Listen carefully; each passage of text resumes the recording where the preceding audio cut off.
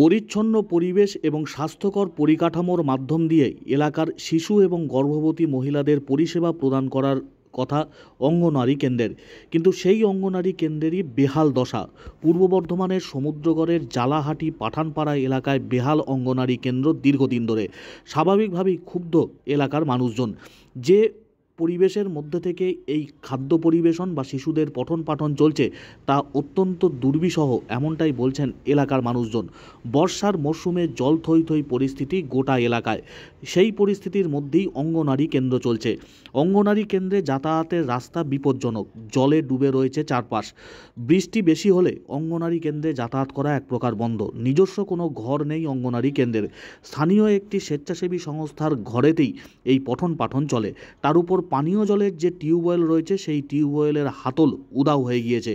বাঁশের হাতল তৈরি করে কোনো রকমে পানীয় জল নিচ্ছেন এই টিউবওয়েল থেকেই অঙ্গনারী কেন্দ্রের দিদিমণি।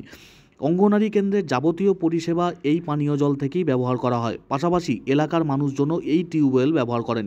ইতিপূর্বেও যে টিউবওয়েল বসানো হয়েছিল সেই টিউবওয়েলের হাতল উধাও হয়ে যায় মাঝে মধ্যেই। আর বর্তমানে যে নতুন করে টিউবওয়েল স্থাপন করা হয়েছে সেই টিউবওয়েলের হাতলও উধাও হয়ে গিয়েছে। অগত্যা বাঁশের হাতল তৈরি করে তা দিয়েই পরিষেবা নিতে হচ্ছে এই টিউবওয়েল থেকে, বলছেন স্থানীয়রা। ক্ষোভ বাড়ছে গোটা এলাকা জুড়ে।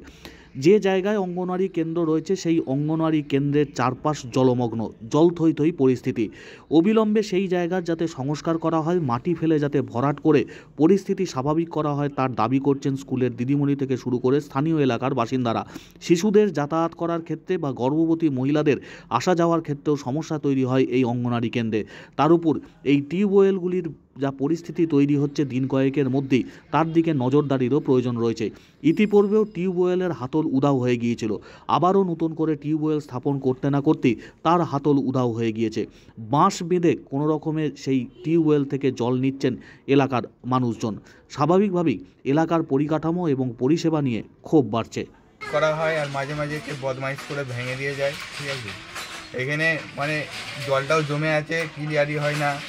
সরকার থেকে যদি ড্রেনটা করে দেওয়া হয় আর এই কলগুলো ঠিক করে দেওয়া হয়, হ্যাঁ ভালো হয়। আর এটা ভরাট করে দিলে ভালো হয়।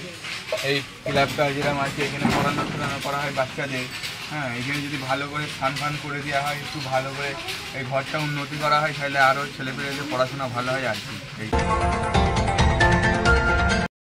এটা হচ্ছে আমাদের অঙ্গনারী স্কুল। আর এই অঙ্গনারী স্কুলের বাচ্চাদের সমস্ত এই কলটাই জলে নির্ভরশীল।